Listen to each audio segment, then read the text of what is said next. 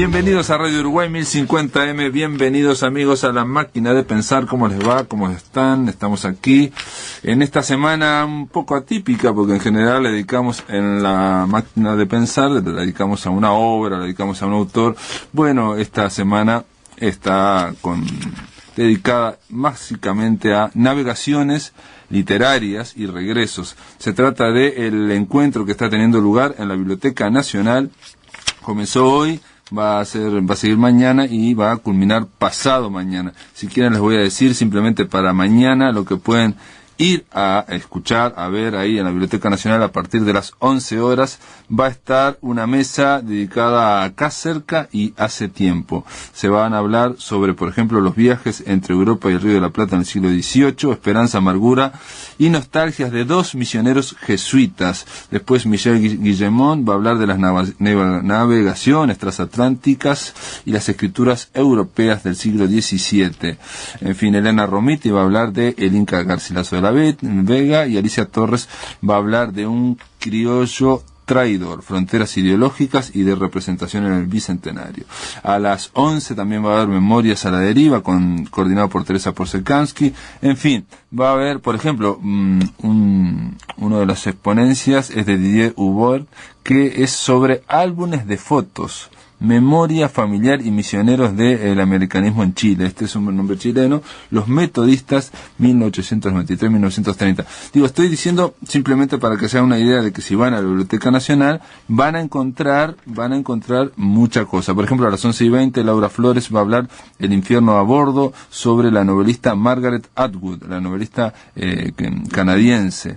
Después va a estar, por ejemplo, en fin, no puedo decirles, pero va a estar a las 16 horas una España en el corazón, coordinada por Gabriela Sosa. Se trata de la presencia de los españoles en el corazón literario, en el corazón cultural de Uruguay. Van a hablar sobre Baleares en Uruguay, la importancia de Mallorca en el campo educativo y cultural en Uruguay. Va José Gabriel Lagos de la Diaria, va a hablar de Onetti en España, un escritor más latinoamericano. Cecilia Pérez va a hablar de idas y vueltas, va a hablar de Pepe Struch, el famoso actor que vivió en España y vivió en Uruguay y después volvió a España. Alejandra Torres va a hablar de Benito Milla, un editor español que dirigió la editorial Alfa. A las 16 horas va a haber otra mesa llamada La Patria Peligra. Ahí va a estar el amigo Fernando Ainsa, va a hablar de la patria desde lejos, el imposible retorno. En fin, va a haber muchas cosas si quieren ir a la Biblioteca Nacional a partir de las 11. A las 18 horas, si quieren ir por la tarde, hay una mesa de escritores. Van a estar Andrea Blanqué, Alicia Migdal, Carlos María Domínguez y el escritor argentino Martín Coban. Va a estar coordinada por Karina Blixen. Esto es el programa de mañana, miércoles 27. Mañana les contaré qué va a ocurrir el jueves. Para empezar, quiero decir que en controles de emisión tenemos ahí a Gonzalo Gervás manipulando todos los controles de la emisión, y tenemos también al Flaco Germán en la puesta a punto de esta máquina de pensar. Hemos recibido varias revistas, América 21, esa revista venezolana, que es de alguna forma panamericana porque hay artículos escritos de distintos lugares de América, de Uruguay, Bolivia, Ecuador, Paraguay, Argentina, Vietnam. En el caso de Uruguay hay un artículo sobre la propia cartonera, la editorial de ahí de Nuevo París. También tenemos una revista que se llama De Paseo, Turismo Cultural e Identidad. Se habla, entre otras cosas, sobre las llamadas. Se habla sobre Paysandú, una tierra para descubrir, Colonia del Sacramento, los caminos del vino, y el artículo de fondo es sobre la policía turística, la seguridad que hay en el rubro turismo, pero también cultura, identidad y de nuestra seguridad ciudadana en Montevideo. Luego hemos recibido una novela, El hombre de otoño, de Mario E. Martínez, editorial Artemisa. Daremos cuenta en su momento. Y bueno, hechas todas las presentaciones, todos los preámbulos, quiero darle la bienvenida a una amiga de la casa. ¿Cómo le va, Marta Canfield? Muy bien, muy contenta de estar aquí contigo, con el programa y con el Flaco Germán. El Flaco Germán. Naturalmente. Por supuesto, ahí está apoyando al Flaco Germán. Marta Canfield, bueno, es traductora, es crítica, es poeta, pero la misión que tuvo ahora para venir, que usted siempre está viniendo a Uruguay una vez al año, es por motivo poético. Exactamente, casi. Esta vez es por algo distinto, sí.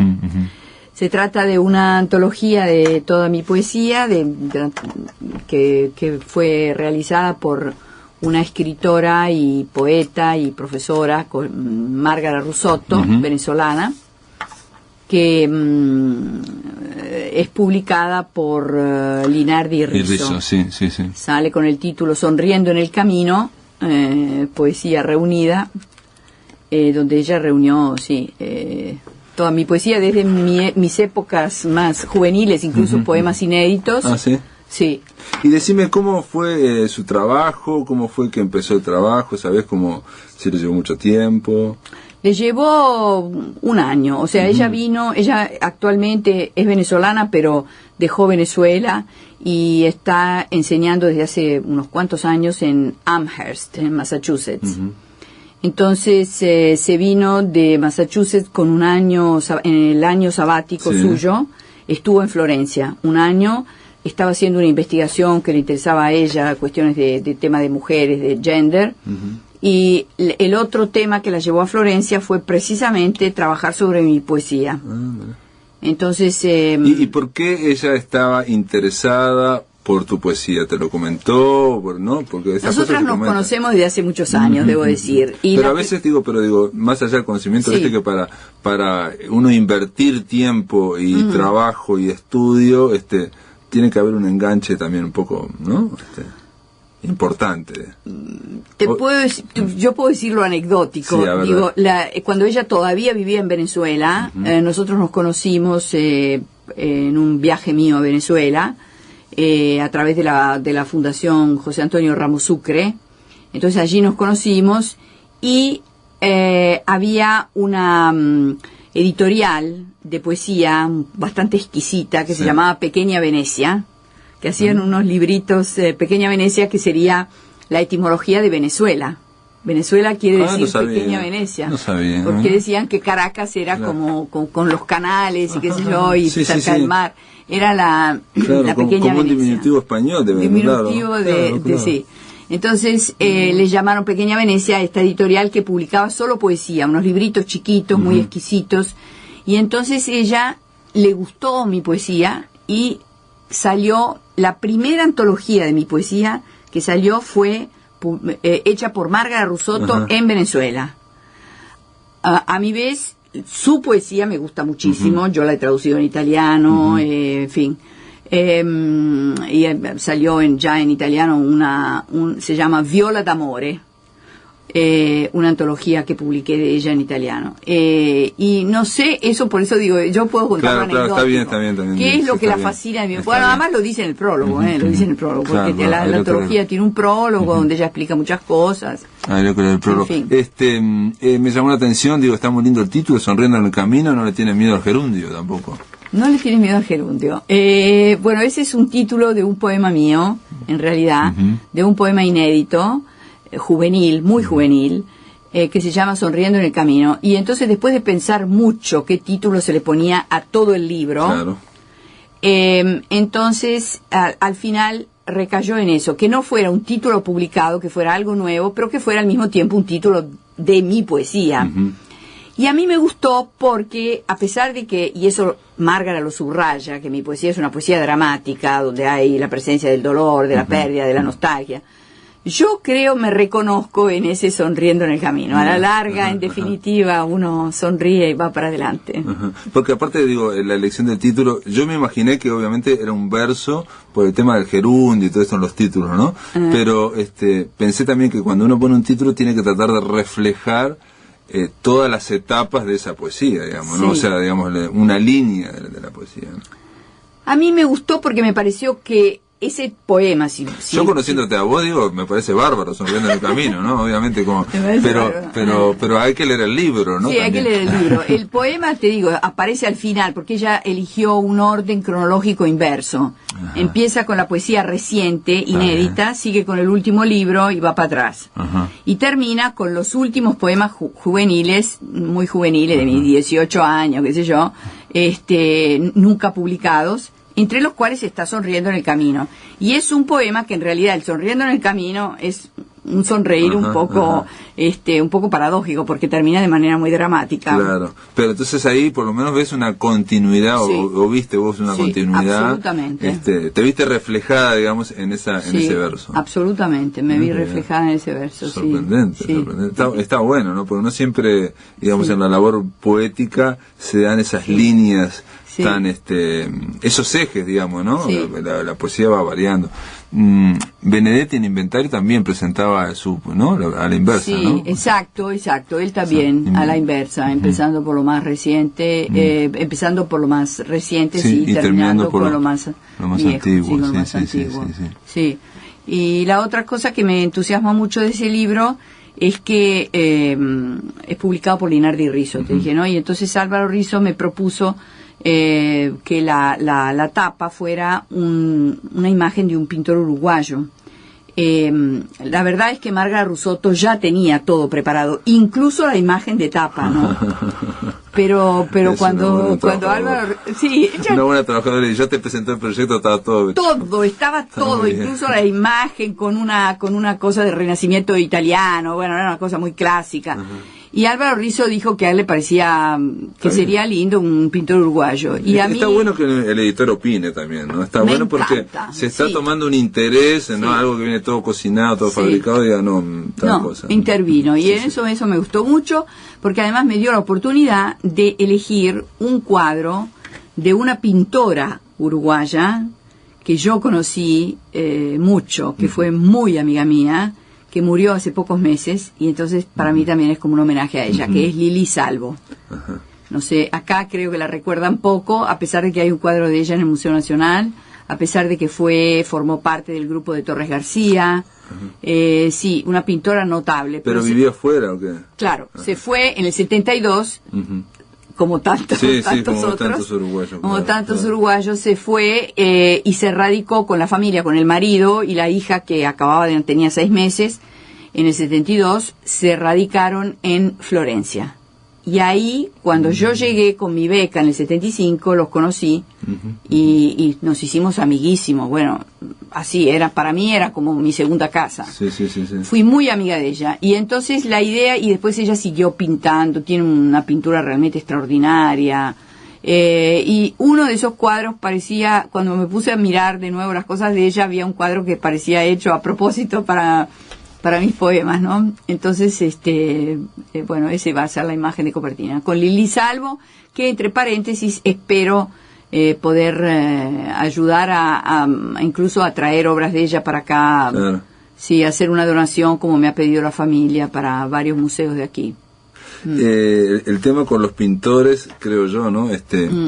Y con los escritores pasa algo similar, pero es más con los pintores. Ayer hablábamos con Nora Giraldi de eso, de que al irse de Uruguay tiene ciertas características, ¿no? Entonces, al irse de Uruguay, como que ya no estás en Uruguay, no existís prácticamente, ¿no? Entonces, se desarrolla toda una creación, y si no hay un gran interés de la persona por tratar de mantenerse aquí, y ponía el ejemplo concreto de Rafael Courtoisí, que es publicado en España, pero que él pedía que trajeran algunos libros aquí, ¿no? Para que los viera alguien, porque porque el reconocimiento de la aldea, digamos, de la pequeña patria es importantísimo para el artista, y muchas veces eso es más difícil.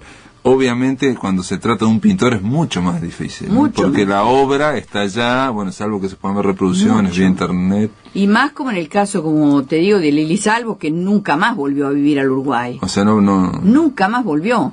Y después, en fin, no tenía, o sea, no vino muy esporádicamente y muy poco tiempo. En cambio, Rafael viene constantemente, ¿no? O sea, él vive acá, actualmente vive acá, y qué sé yo, entonces él está conectado, de todas maneras, es otra la situación. De todas formas, lo que se puede hacer con los pintores, por ejemplo, un gran pintor uruguayo que se llama Cabrerita, sé que la mayor parte de su mejor pintura son como 60 cuadros que están en Barcelona y aquí no los conoce nadie, y siempre se están tratando de, Pablo Tiago Roca está en eso, trata de por lo menos traerlos de en préstamo, ¿no? Y esto es muy complicado. Sí. Entonces eso hace que las valoraciones cambian, ¿no? No es lo mismo ir a España y verlo allí. En fin, Marta, si te parece, después de la pausa continuamos aquí hablando de tu obra poética y hablando de literatura.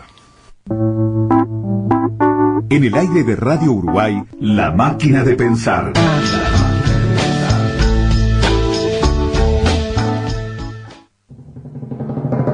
Por primera vez en Uruguay, llega el Cirque Éloise de Canadá. La mejor compañía de la vanguardia circense mundial presenta Rain. Escrita y dirigida por Daniele Finzi-Pasca, Rain. La magia del color, la emoción y el humor, combinados con la técnica más perfecta de las artes del circo contemporáneo. 5, 6, 7 y 8 de mayo en el Teatro Solís. Entradas en venta en Red UTS y boleterías del teatro. Con tarjetas del comercial, 20% de descuento. Rain. Ciclo de charlas sobre fondos concursables del MEC.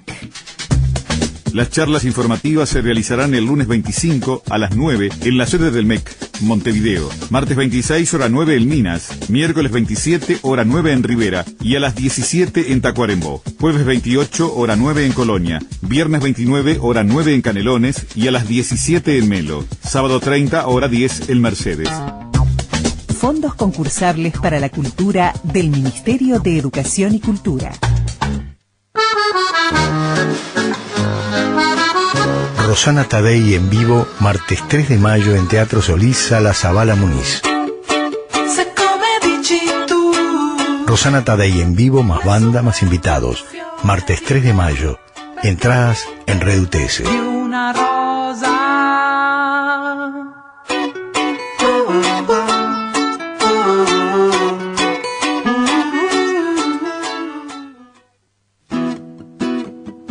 Curopa y Olivera en recital. Rubén Olivera y Diego Curopatua en Sala Zabala Muniz. Y aprendí a amar, me metí en el fondo de tus recuerdos buscando alivio. Con Andrés Pigato, Martín Muguerza y Fernando Natán. Viernes 13 de mayo, 21 horas, Sala Zabala Muniz, Teatro Solís. ¿Y qué dirás cuando el sol se despierte en la noche más negra? Curopa y Olivera en recital. Alegría mi lluvia subir. Il Trovatore de Giuseppe Verdi. Sábado 30, hora 14, transmisión de Il Trovatore, desde el Metropolitan de Nueva York, por las emisoras del Sodre, Clásica 650 AM y Babel 97.1 FM, con su repetidora en Maldonado, 97.1, podremos escuchar esta ópera de Verdi. Los intérpretes serán la soprano Sondra Radvanovsky, la mezzo Dolora Sajic, ambas de los Estados Unidos, el tenor argentino Marcelo Álvarez, el barítono ruso Dmitry Vorostovsky y el bajo eslovaco Stefan Kochan. La dirección estará a cargo del maestro Marco Aremiliato. Apoya estas transmisiones el Sodre, Iniciativa Cultural Revista Sinfónica. Invita Radiodifusión Nacional del Sodre. Somos Radio Uruguay, 1050 AM, Montevideo, Uruguay, y sus repetidoras 103.9 FM Colonia, 100.1 FM en Bella Unión y 98.7 FM en Artigas. Emisoras de Radiodifusión Nacional, Sodre.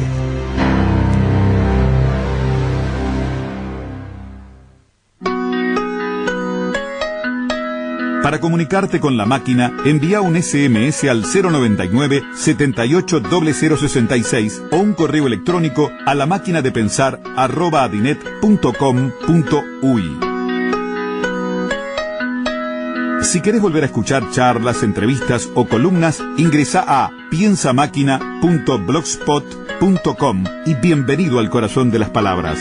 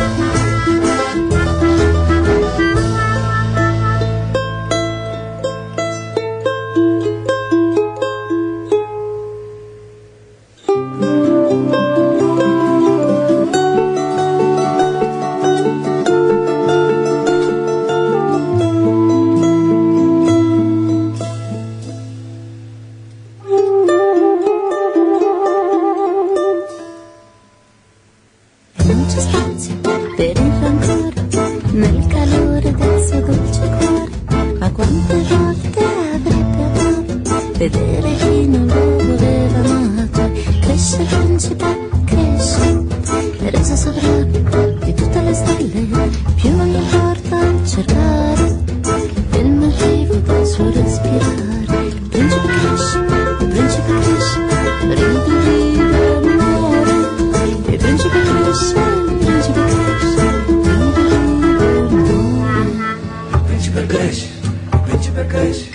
ride, ride, muore. Il principe cresce, ride, ride, muore. Il principe cresce, ride, ride, muore. Il principe cresce, ride, ride, muore. Il principe cresce, ride, ride, muore. Il principe cresce, ride, ride, muore. Il principe cresce, ride, ride, muore.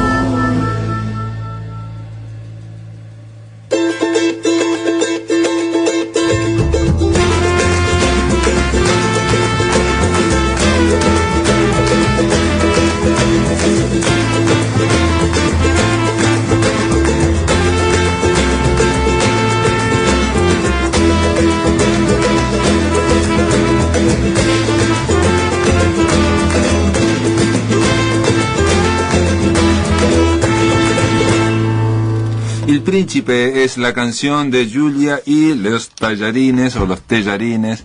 Si dijéramos en español sería Julia y los tallarines, vamos a decirlo en español, que nos está acompañando en esta semana. Ustedes lo saben, ese disco se hizo famoso porque dos canciones de ese disco fueron incluidas por Woody Allen en su película Vicky Cristina Barcelona.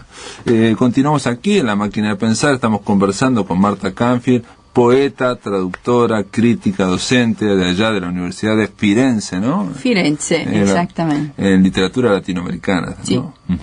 Hispanoamericana. Sí, porque latinoamericana comprendía en un momento también la brasileña, ¿no? Y de hecho la primera cátedra que yo gané, el primer concurso que gané a cátedra, que fue en realidad en la Universidad de Nápoles, era de literatura latinoamericana. O sea, yo tendría que haber enseñado también literatura brasileña, a lo cual me negué porque no conozco el portugués suficientemente. Entonces la transformé en hispanoamericana. No, y aparte de latinoamericana también incluiría a las de habla francesa, que hay también, ¿no? Por supuesto, Haití, claro, sí, cómo no, claro. Sí, entonces, o sea, uno puede, no tiene sentido, por lo menos en la universidad, dar clases en traducción. Para mí hay que estudiarlo en la lengua original y darlo en lengua. Entonces nunca quise latinoamericana, no. Hispanoamericana, punto. Pero vos tenés también una gran tarea trabajo como traductora de poesía, ¿no? Sí, me gusta mucho la traducción, y es una manera de dar a conocer autores que si no en Italia no se conocerían. Y debo decir que también la traducción es importantísima, también obviamente la traducción de narrativa y de ensayo. Solo que yo soy poco paciente para traducir narrativa y ensayo. La poesía me divierte mucho traducirla, me encanta. Es una especie de desafío que me encanta.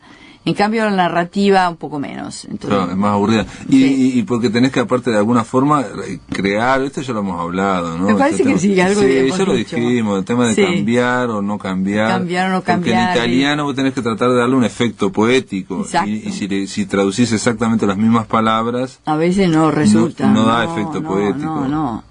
Es un equilibrio difícil, pero... Y ese equilibrio, más allá de que vos das clases de traducción y todo esto, ¿es algo del oficio? ¿Es algo de la sensibilidad? ¿Es algo que no se puede enseñar, por ejemplo? Yo creo que se puede enseñar, pero naturalmente, como enseñar el ballet. Digo, si vos no tenés tenés una personal vocación y estás dotado para ese tipo de actividad, por mucho que te enseñen, no sale nada. Entonces tiene que reunirse pero la enseñanza es posible, porque hay ciertos trucos, ciertas cosas que hay que poner en evidencia, ciertas leyes, digamos, de la traducción que se pueden enseñar, ¿no?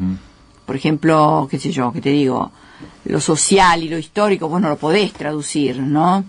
Entonces, eso hay que, el lector que lee en traducción, es inútil que vos le transformes lo que tradujiste en una cosa familiar a él que es de otro país y de otra cultura. Tenés que mantener la extraneidad, pertenece a otro mundo, a otra cultura, bueno, entonces eso es importante, ¿no? No traducir lo que no se debe traducir, o sea, digamos la connotación histórica y social. Eso está claro, está clarísimo cuando hablamos de, por ejemplo, de clásicos como los griegos, como la Odisea, claro. como yo que sé, Antígona, sí. Que ahí directamente, digo, que clásicos que llegan a nosotros a través de cientos de traducciones que, bueno, sí. Y que todavía están, ¿no? Sí.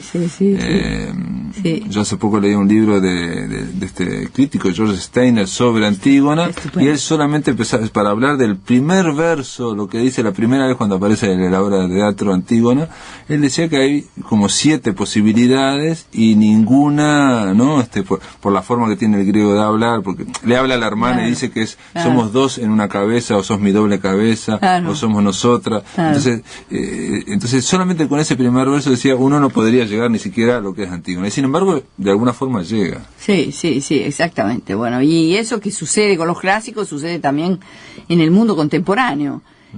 Naturalmente son diferencias distintas, otro tipo de dificultades, pero de todas maneras existe esa diversidad, y es importante saber hasta dónde uno puede transformar. O sea, por ejemplo, vos cuando tradujiste a Benedetti al italiano, y esa poesía, por ejemplo, tan digamos comprometida con determinada coyuntura histórica, ¿no? Muy clara, muy con muchas referencias rioplatenses y hasta históricas de fines de los 60. Hay que mantener todas esas referencias, obviamente. Bueno, uno traduce literalmente. Pero quiero decir, cuando él, qué sé yo, ¿qué te digo? Te voy a decir un ejemplo. Sí, no, te habla de Pacheco, por ejemplo, ¿no? Claro, Pacheco. O de la JUP, por ejemplo. Claro, la JUP, ¿cómo hace? La JUP hay que dejar la JUP y después ponerle una nota al lector para explicarle qué era, claro. ¿No? Y qué sé yo, es decir, no se puede transformar. Entonces, no sé, o sea, hay una cantidad de detalles de la vida cotidiana, por ejemplo, ¿no? Desde, no sé, cuando él te habla del Parque Rodó, qué sé yo, de tomar mate. Claro. Esas cosas hay que comunicarlas, como él te las cuenta, ¿no? Te las dice, las menciona, que se mantenga esa referencia a una sociedad y a un momento histórico que es ese y no es otro. Sí, claro, ese jardín botánico en el año 50. Yo creo que no sé si te comentaba una vez, por ejemplo, que hay una traducción que yo he criticado muchísimo del Otoño del Patriarca de García Márquez en italiano, hecha por un grandísimo traductor que se llamaba Ciconia, Enrico Ciconia, que por otras cosas era un gran traductor, pero tenía la manía de transformar todo, de italianizar todo, ¿no? Entonces, cuando García Márquez te menciona unos versos de música popular del Caribe, y cita los versos, ¿no? Que mataron a Elena, se la llevaron para el hospital. Y entonces él te cita eso, le dice al general, ¿no? Dice, se perdió la muchacha que amaba el general, ¿no? Se perdió, se la llevaron para el hospital, se la llevaron para el hospital. Vos no podés hacer otra cosa que traducirlo literalmente y en todo caso explicarle al lector que eso es una canción del mundo caribeño. El Ciconia tradujo que non la encontraban nelle terme di Caracalla dove i romani giocavano a palla. O sea, él transformó en 2 versos de una canción popular italiana, ¿no? Y una referencia, en vez del hospital donde murió Elena, lo transforma en las termas de Caracalla, haceme el favor. Entonces, eso lo tiene Goyete. Ahora, puede ser muy divertido que él ponga 2 versos que son en rima, tienen una... Quiso agarrar 2 de una canción italiana popular. Claro, ¿cómo te italianiza el Caribe? No, claro, eso es inadmisible. No, es inadmisible, eso es inadmisible. Por supuesto, entonces vos estás en contra de Haroldo de Campos y toda la transcreación pero eso es otra cosa. Eso es otra cosa. La transcreación es otra cosa. Eso, bueno, eso uno tiene toda la libertad, porque es una creación. Es una creación, es una traducción de poesía, pero... en creación. Y bueno, está eso bien. le llamaban como que era una traducción creativa. Claro, en realidad claro. Recreaban en el portugués. Y bueno, está bien, Haroldo del Campo se lo permite porque es una transcreación y es, de alguna manera, es más creación que traducción. Traducción no es. ¿No? No. Porque tenía una teoría, digo, Sí. ¿no? De que había que tratar de que el espíritu pasara a través de las palabras y no que solo quedaran las palabras, ¿no? Bueno, eso seguro, en eso estoy totalmente de acuerdo. El espíritu tiene que pasar, Claro. pero tiene que pasar el espíritu del autor, no el espíritu del traductor. Bueno, Circe Maya, también otra poeta uruguaya y traductora, claro. ella decía en un momento que traducir a una lengua, por ejemplo del griego o del inglés al español, es como crear un fantasma de ese poema en otra lengua. Esa es la visión negativa de la traducción. Yo no estoy de acuerdo. Yo creo que uno puede crear así formas que son igualmente rítmicas, evocativas en la otra lengua, ¿por qué no? Yo no creo que sea fantasma, no. ¿Y vos cuando a vos te han traducido Sí. al italiano, o vos te traducís tu propia? Yo me traduzco personalmente y no soporto que me traduzca. Nadie, mirá. No, yo no soporto, yo escribo en Ahí italiano. entonces el espíritu del escritor y el traductor pasa bien. No, ahí sí porque soy yo misma. Por eso.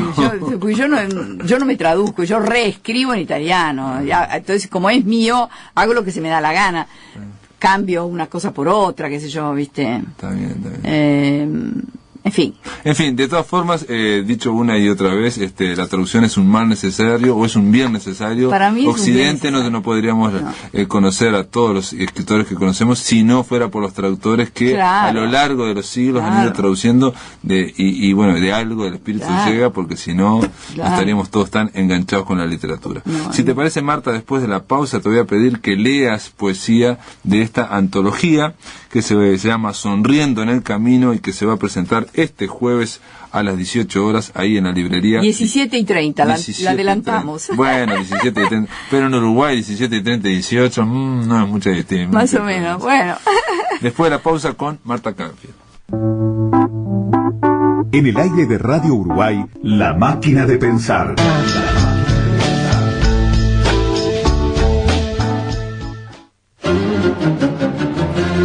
Llega al auditorio Nelly Goitiño el Cuarteto de Cuerdas de Buenos Aires. La presentación será el martes 26 a las 19:30.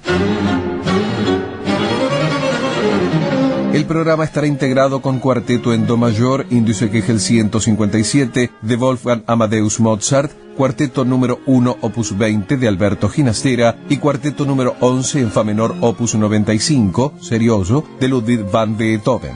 El conjunto está integrado con Aide Seibert, Grace Medina en violines, Marcela Magin en viola y Edgardo Solhofer en violonchelo. Localidades en venta en Red UTS y en boletería del auditorio al precio de 100 pesos la platea y 50 la tertulia.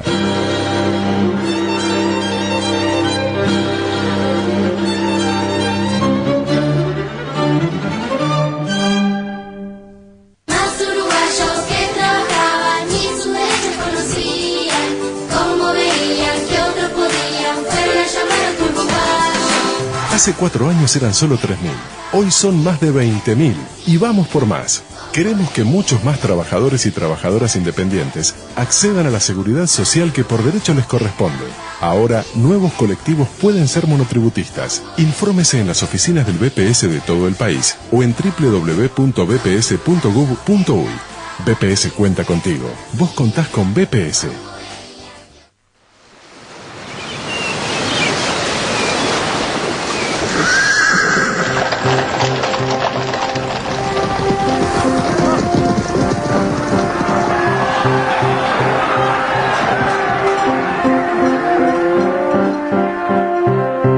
Los hechos históricos.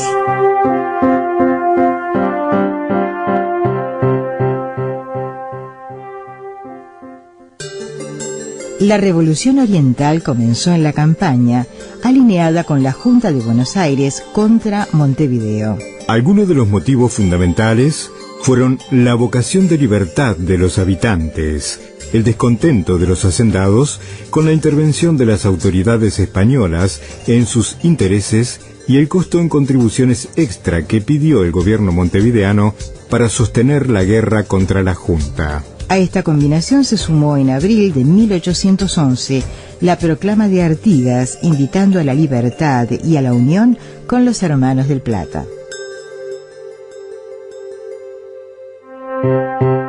Aporte de la Radiodifusión Nacional en el año del Bicentenario.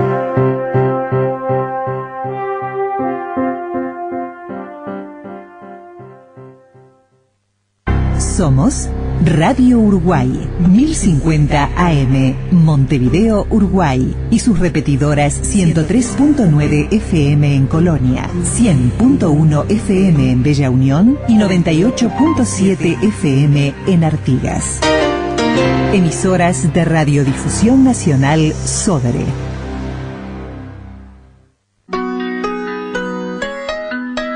Para comunicarte con la máquina, envía un SMS al 099 78 0066 o un correo electrónico a la máquina de pensar @adinet.com.uy. Si querés volver a escuchar charlas, entrevistas o columnas, ingresa a piensamáquina.blogspot.com y bienvenido al corazón de las palabras.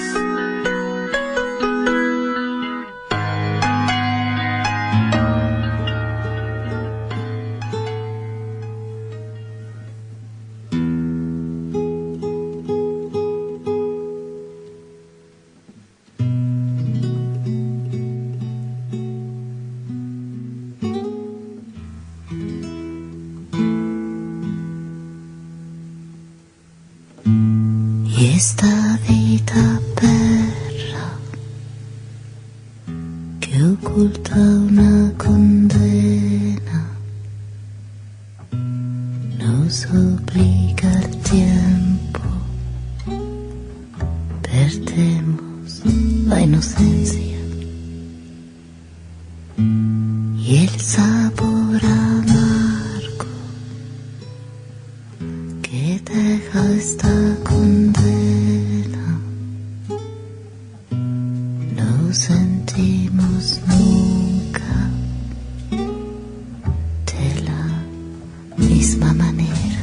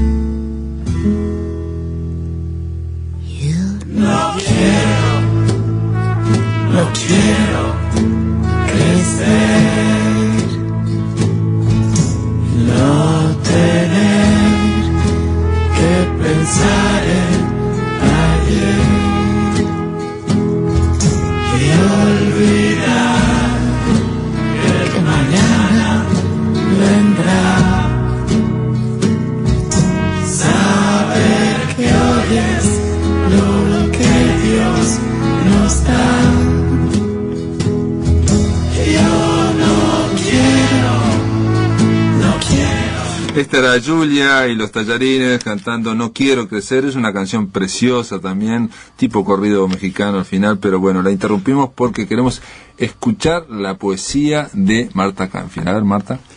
Bueno, gracias, Pablo. Voy a empezar con un poema muy viejo, mi primer libro de poemas, de anunciaciones, que son poemas que yo escribí entre Colombia y Italia, y todavía están marcados por la nostalgia del Uruguay. Eran los años duros del Uruguay. Y de hecho, cuando me enteré que había muerto Selmar Michelini, me golpeó mucho porque yo lo había conocido personalmente en Roma, en una manifestación de denuncia de las dictaduras militares en Brasil, Argentina, Uruguay y Chile. El Tribunal Russell era, ¿no? Exactamente. Bueno, fue el Tribunal Russell. Yo estuve presente en todas las sesiones del Tribunal Russell, y ahí lo conocí, charlamos mucho, y al poco tiempo supe, además, la manera como había muerto. Y entonces nació este poema que quiero leer ahora. Exilio. Se aprovecha de todos los silencios, se instala en cada reposo. No importa qué hora sea, crece con el jazmín que se marchita en el vaso y me reclama a voces por todas las esquinas cuando las campanas de San Pedro doblan, y yo busco volver a la primera rueda, multiplicar mis padres y que sus voces abran caminos a la espera, pero solo me encuentro versos como puñales que van sembrando semillas en la herida, y al volverme están los compañeros todos, agonizando en ropa de escorpiones, que sin saberlo evitar nos mordemos la muerte para nunca en el recuerdo de la tierra que fue. Porque el exilio es duro, nos repetimos con las voces graves, y algo muy parecido a una cuerda de violín que estalla se instala entre nosotros cuando los juegos parecen agotados y ya nadie inventa, y el día se arruga en la techumbre gótica de la ciudad extranjera. El silencio me asalta las ventanas y aparece tu rostro, inevitable, a doble filo, que con golpe certero me clava en el pasado como una mariposa de coleccionista. A la memoria de Selmar Michelini. Bueno, ahora voy a leer, en cambio, un poema que no tiene nada que ver con el exilio, pero tal vez sí, no sé. Se llama En la orilla. Hay un tigre con las arpas al aire frente a mí o detrás de mí cuando vuelvo a mirarme en el espejo, y en todo el cuarto se siente tu presencia que a lo mejor lo ignora, mientras afuera oigo el rumor de las cerezas que maduran, y alguna ha rodado ya sobre la tierra, y en la tarde que pasa nadie anuncia las horas, y hay un quejido lento como mi corazón dolido por amarte, porque habiendo renunciado ya a toda la magia, sabe que no podría conjurarte si ni siquiera el sueño trae más bálsamo a la llaga, y también la palabra ha entrado en el espejo, y yo quiero adormecer tu nombre entre mis manos y cantar al olvido, pero la voz se oculta como el tigre, y no hay quien diga las horas.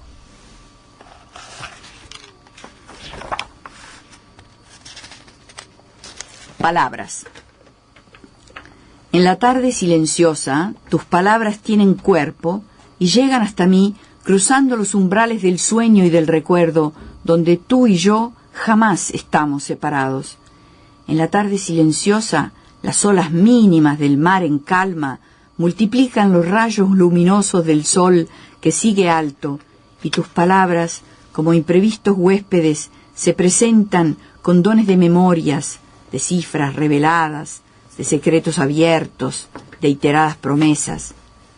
En la tarde silenciosa, tu voz me acuna y me acaricia, y del recuerdo al sueño me ayuda a regresar, me modela un escudo protector, me cierra las ventanas, me aísla en el jardín perfecto, donde tu doble vive desde siempre, donde tu abandono no ha ocurrido jamás.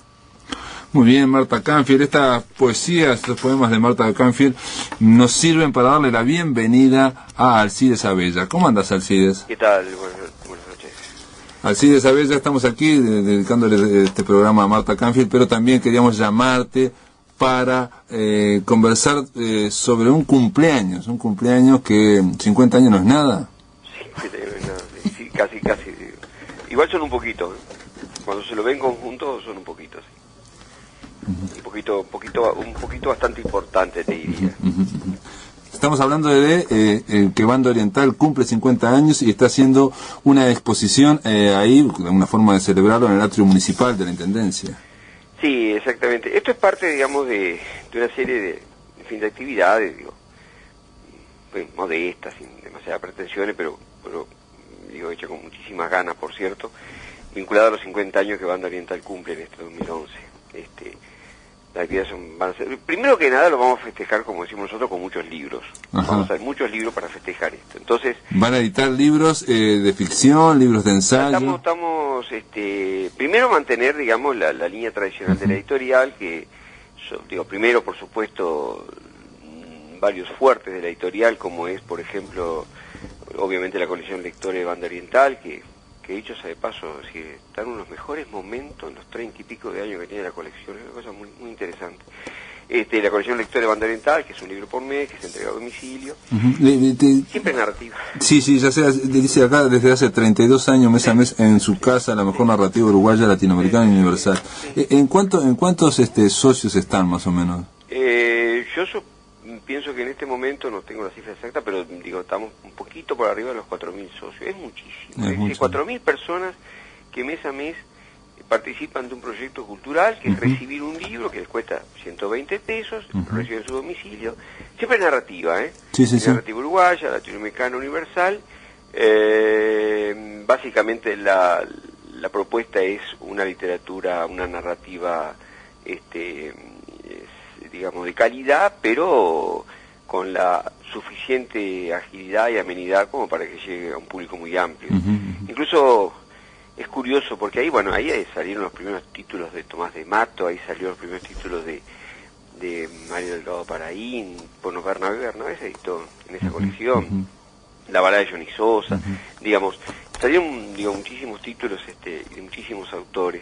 No, y para las dimensiones de la editoriales uruguayas, un tiraje de 4.000 ejemplares para cualquier libro es muy buen tiraje. No, pero vamos a entendernos, esta colección nació nació en el 77, 78, en plena dictadura, porque fue un mecanismo que creamos, dado que no podíamos editar ningún autor sospechoso de ser de izquierda, no podíamos abordar ningún tema social y mucho menos político, porque era plena dictadura, dijimos, bueno, si editamos buena literatura, con ediciones cuidadas, buenas traducciones, con prólogos y demás, ya si se trata, por ejemplo, de un Flaubert, un Morosol o una antología del cuento chileno, presos no nos van a llevar por eso, yo creo que no tan, digamos, sí.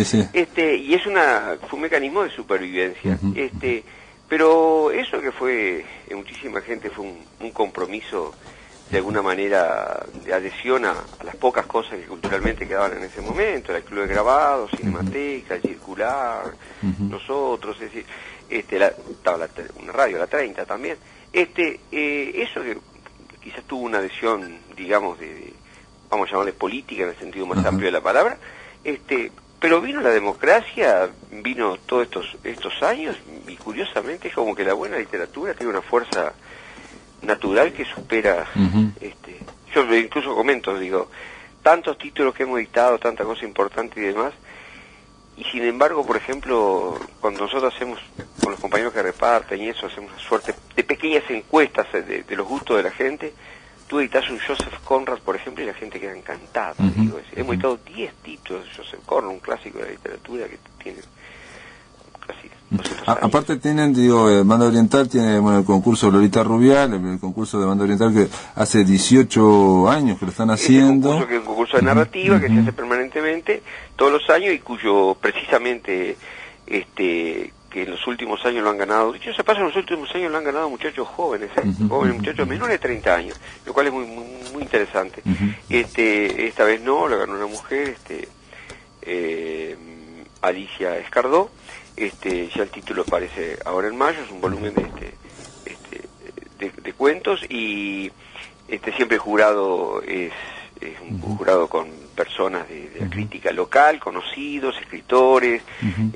Los libros son generalmente muy lindos porque entre otras cosas están las carátulas de Fidel Esclavo, que es lo que se puede ver ahí en el atrio municipal. Así, ¿no? El atrio municipal, bueno, como parte de esta actividad, está este concurso, y yo sé, de paso está en camino también el otro concurso que hacemos con Biblioteca Nacional y Cooperativa Bancaria, que es el concurso de narrativa infantil y juvenil, digamos. Convocamos a los escritores a escribir para muchachos de esa edad, de 8 a 12 años.